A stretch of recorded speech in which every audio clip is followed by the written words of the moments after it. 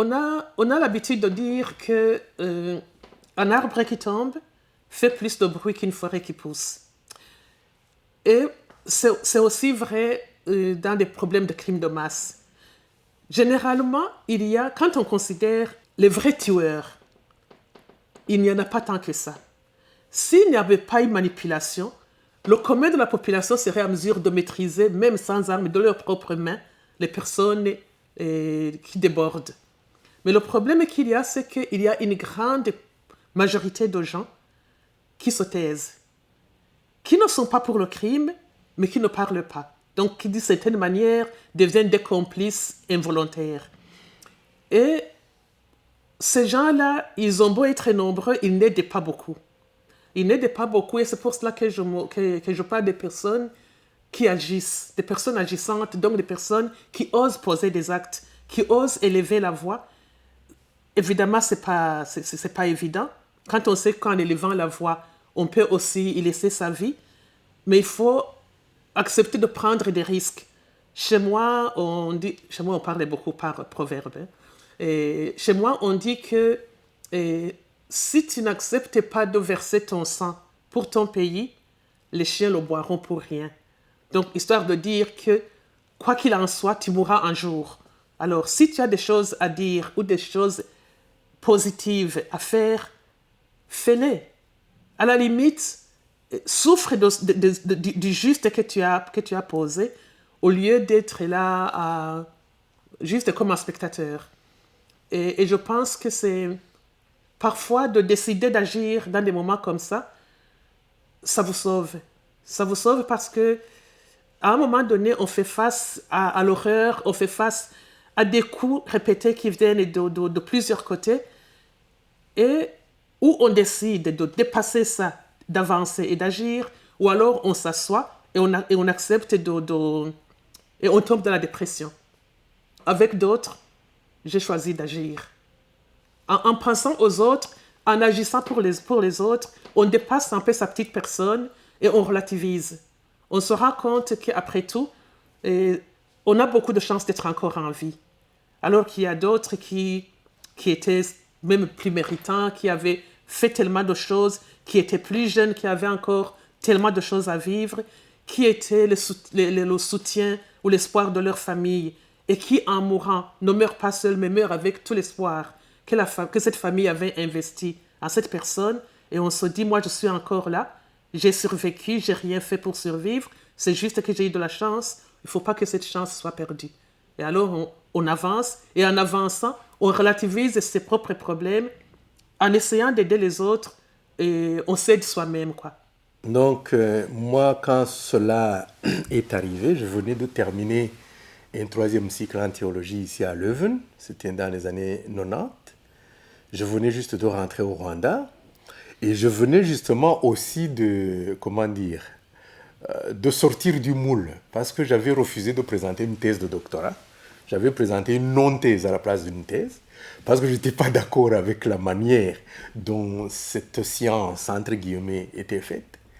Et donc, disons que j'étais sorti de la catégorie des gens manipulables. Donc, j'avais développé ma propre vision de l'histoire. J'avais développé ce que j'appelle la théorie de la bonne puissance. Et la bonne puissance, c'est la stabilité, l'énergie et l'union. La stabilité qui consiste à vivre sa vie sans peur. L'énergie qui consiste à pouvoir se relever même après le malheur. Et l'union qui consiste à ne considérer personne comme un ennemi. Et c'est à partir de ça, quand mon évêque d'alors m'a demandé de mettre en place le service d'animation théologique de son diocèse, et que je me suis fait aider par Modeste et Innocent, on a justement commencé à travailler la population, surtout la population chrétienne. On a commencé par les chrétiens, les responsables des communautés chrétiennes, pour les rendre non manipulables, justement. Donc, pour leur apprendre à accueillir la paix en soi et à devenir un témoin de la paix autour de soi. Et en leur disant, voilà, l'évangile, en fait, est à propos. L'évangile est connecté à la violence. Et l'évangile est la fin de la violence. C'est la fin de la guerre juste ou de la guerre justifiée. Quand, par exemple, Saint Pierre tire l'épée pour défendre Jésus, Jésus lui dit « Rengaine ton épée ». Ce n'est pas comme ça qu'on va mettre un terme à la violence. Ce n'est pas en utilisant la violence. Et qui utilise l'épée périra par l'épée. Et donc, l'évangile est lié à la violence, mais c'est la fin de la violence. Et la fin de la violence, c'est quand je peux me laisser violenter sans réagir, c'est-à-dire sans répliquer à la violence, pas la violence, mais en appelant la personne qui me violente à son humanité. Donc, lui rappeler qui il est, qui je suis et la relation qui nous unit. Donc, ce n'est pas donc en ripostant, ce n'est pas non plus en fuyant, c'est en restant et en appelant l'autre, en rappelant la conscience de l'autre. Et donc, c'est ça qu'on apprenait aux responsables des communautés chrétiennes. Et celui qui était le préfet de la préfecture de Boutaré, à ce moment-là, il nous a dit, mais ce que vous êtes en train de dire aux chrétiens est tellement important que vous ne pouvez pas le garder au sein d'une confession religieuse. Je vais vous donner les sous-préfets, les bourgmestres, les responsables de la chose publique, les militaires, les gendarmes. Vous allez former tout ce monde à ce mode de pensée. Et donc, nous avons formé des gens, tous les dirigeants de la préfecture de Boutaré, en 1993, à ce que nous appelions justement la voie de la paix. Et ils nous ont même envoyé parler à l'autre parti en conflit, c'est-à-dire au Front patriotique rwandais, à Mulindi. Et on est allé, Innocent et moi, à parler avec eux de la voie de la paix. Évidemment, ça n'a pas empêché le génocide, mais... Donc, nous étions en train de créer une autre conscience, ce que j'appelle la troisième voie. Donc, il y a la première voie, c'est la voie de celui qui tient le pouvoir. La deuxième voie, c'est la voie du rebelle qui attaque le pouvoir. Et la troisième voie, c'est quelqu'un qui est au milieu, qui n'est ni l'un ni l'autre et qui est l'un et l'autre. Ça, c'est la troisième voie. Donc, c'est ça qu'on essayait de créer. Donc, on peut donc... j'allais dire résister, mais en fait, dans la théorie que je suis, c'est la théorie de la non-résistance. La non-résistance aux méchants, comme dit l'Évangile. Mais la non-résistance au sens du tai chi. Et dans le tai chi, on dit qu'il y a de l'acier dans le coton. Le coton, ça veut dire je ne vais pas vous faire mal. Mais il y a de l'acier à l'intérieur, ça veut dire vous n'allez pas non plus me faire mal. Vous ne pourrez pas. Je suis suffisamment puissant pour contrer votre négativité. Donc, c'est l'acier dans le coton. Donc, je ne te fais pas mal, je ne veux pas non plus fuir, je vais rester et je vais te convoquer dans ton humanité. C'est ça la seule façon de prendre une autre voie que celle de la violence ou de la contre-violence. Voilà. En fait, moi, je suis en Europe depuis 1965. Et je suis retourné 30 ans après, en 1995. Et donc, ma vie était construite en fait pour vivre à l'étranger comme exilé. Mais comme je viens de vous dire, la question du génocide, c'était trop interpellant qu'il me semblait que j'avais quelque chose à faire. Et que je me sentais interpellé à faire quelque chose. C'est ce que j'ai essayé. Mais il me semblait que... mes propres préférences passaient en arrière-plan par rapport aux obligations, aux exigences qui me semblaient découler du génocide par rapport à des gens qui voulaient réinventer l'humanité et un peu aider les Rwandais à retrouver l'humanité. Bon, moi, j'ai résisté de deux côtés, en utilisant les choses que je savais le mieux faire. C'est-à-dire, j'ai résisté par la culture, parce que, comme je le disais avant, j'avais une troupe de théâtre, et dans la troupe de théâtre, il y avait des Hutus et des Tutsis, des Congolais et des Rwandais. Et les Hutus et les Tutsis qui étaient là n'étaient pas rentrés de la troupe en tant que Hutus ou Tutsis. Ils étaient rentrés de la troupe parce ils aimaient faire du théâtre et qu'ils savaient le faire. Et ça faisait quand même plus d'une année que la troupe existait. On était devenus comme des frères dans le groupe. Et au début, on s'était dit qu'on allait peut-être arrêter de continuer de jouer parce qu'on se disait la guerre va prendre 6 mois ou 3 mois. On va profiter de cette période pour préparer les pièces de théâtre à faire. Mais après, on s'est dit oui, mais si on sautait maintenant, alors que c'est à ce moment-ci où les choses sont en train de déraper, est-ce que nous aurons assumé notre rôle d'artiste et notre rôle de flambeau que nous reconnaît la population? On a continué à jouer, mais c'était très difficile de le faire dans des quartiers balkanisés. Parce que quand nous allions dans un quartier Hutu, moi j'avais peur pour les acteurs Tutsi. Et quand on allait dans un quartier Tutsi, j'avais peur pour les acteurs Hutu. Et jouer sur scène devant un public, mais je dois reconnaître que vraiment on n'a jamais eu d'agression dans aucune des salles en tant qu'acteur. Mais ça, on ne le savait pas. Jouer avec la peur au ventre en se disant mais qu'est-ce qui va se passer? Est-ce qu'on va aller jusqu'au bout? Là où quand les gens lèvent les mains pour applaudir, tu te dis est-ce que c'est pour lancer une grenade? C'est quand même une trop forte pression. Donc du coup, je me suis dit non, on va arrêter d'aller jouer devant les gens comme ça. On va faire du théâtre sur vidéo. Il y avait beaucoup d'ONG qui étaient en demande de sensibiliser les gens aux normes de comportement humanitaire en période de conflit. Ils se sont dit, passer par le théâtre, c'était le meilleur moyen pour que les gens accrochent et voient ça à travers une situation, au lieu de venir leur faire un discours où on n'était pas sûr de ce qu'ils allaient retenir. Moi, j'écrivais une pièce de théâtre en intégrant là-dedans tout ce qu'ils voulaient faire passer. On préparait ça avec les acteurs et donnait les moyens. On allait filmer sur terrain la pièce et puis alors on allait projeter la pièce dans les quartiers. Et là qui était balkanisé Hutu, il y allait les Hutus de la troupe, mais on projetait la vidéo où tout le monde avait joué et vice-versa. Mais à un certain moment, on s'est rendu compte aussi qu'on ne touchait pas énormément de monde parce que il n'y a pas beaucoup d'endroits au Burundi où il y a l'électricité, et ça c'était indispensable. Et quand on devait se déplacer avec les groupes électrogènes et tout ça, qui était un matériel cher, nous mettait aussi en danger. Donc du coup, avec l'appui alors du studio Ijambo dont je parlais, ils m'ont dit, mais pour atteindre plus le public, est-ce que ce ne serait pas mieux de passer par un feuilleton radiophonique? Parce qu'il y a plus de radio que de télévision au Burundi. Et pour la radio, beaucoup se déplacent et peuvent aller écouter chez les voisins. Et donc, du coup, j'ai commencé ce feuilleton-là, que j'ai écrit. J'ai fait 901 épisodes, de 30 minutes chacun. Bon, on parlait d'amour, évidemment, comme fil conducteur, entre un garçon et une fille d'ethnie différente.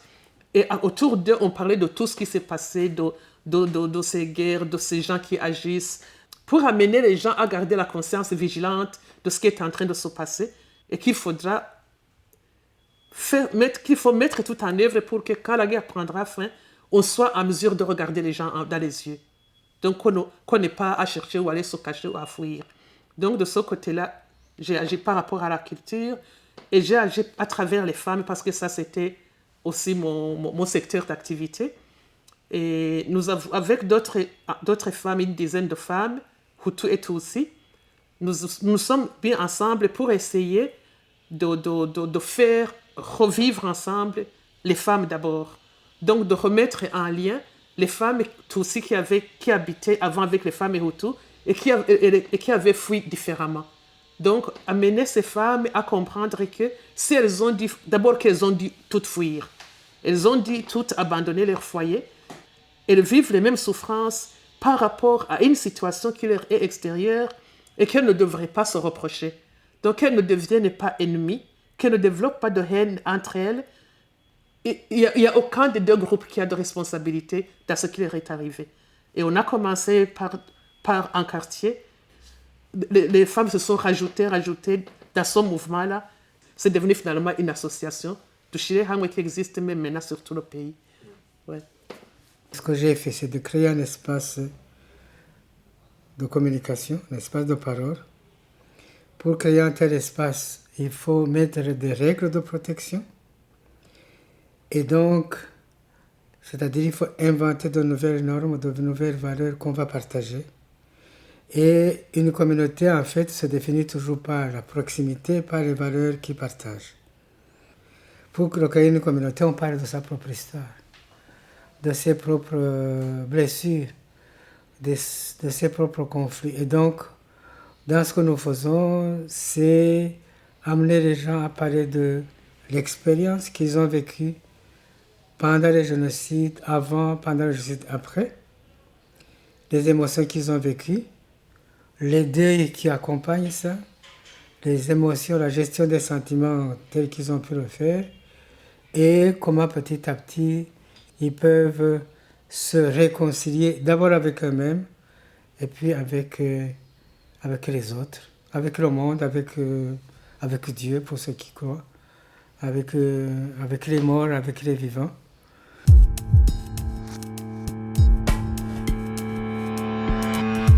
Dans 20 ans, dans 30 ans, je ne serai plus là.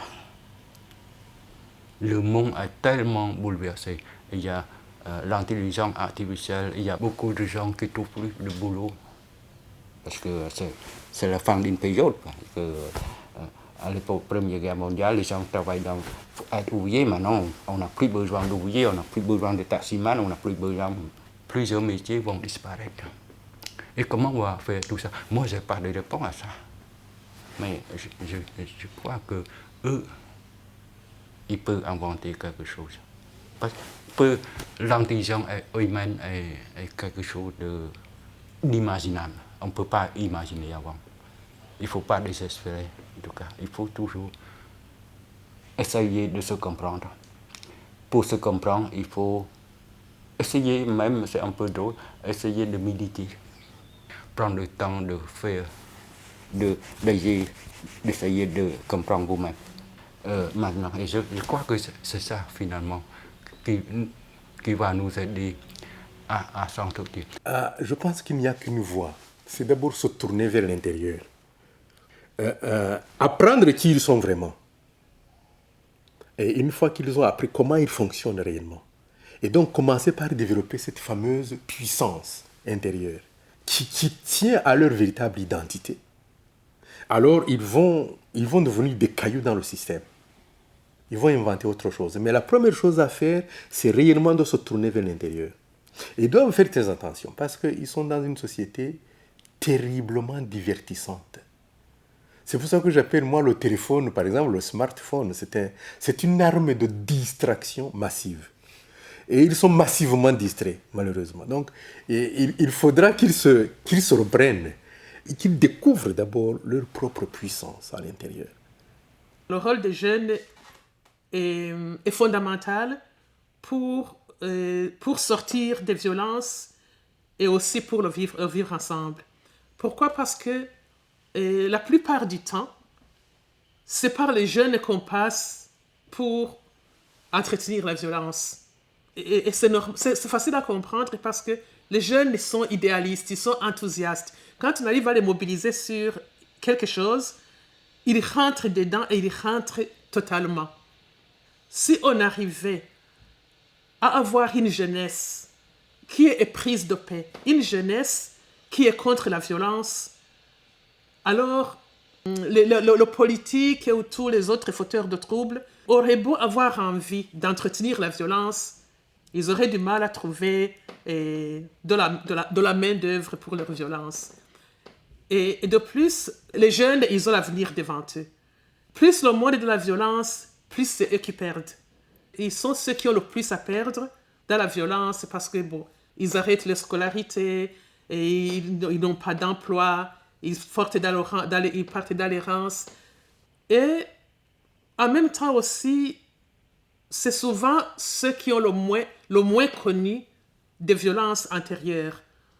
Et ils peuvent donc plus facilement aller de l'avant et ne pas être et ne pas toujours ressasser les violences qu'ils ont déjà connues.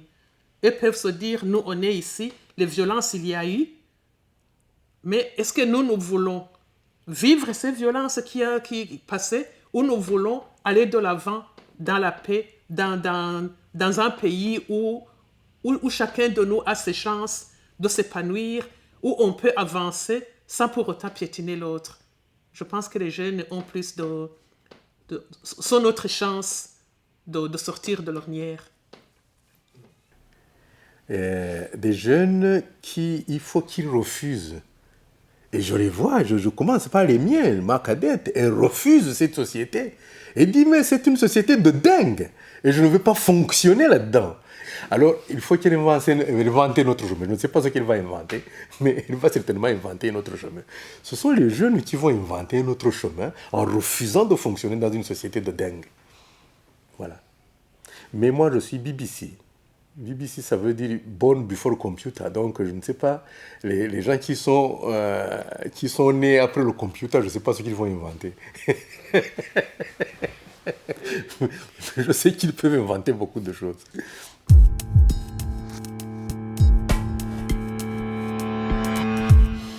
Bon, d'abord, parce que si on vous demande quelque chose et que vous l'avez, il faut le donner. Si on me demande de témoigner que je peux le faire, je le fais. Mais pour moi, c'est aussi une voie pour éduquer. C'est une voie pour éduquer, c'est une voie pour faire passer ce que je crois être essentiel, à faire passer à l'humanité. Vous voyez mon âge hein, et mes cheveux. Hein. Je suis à l'âge de la transmission. Donc le témoignage est une voie de transmission.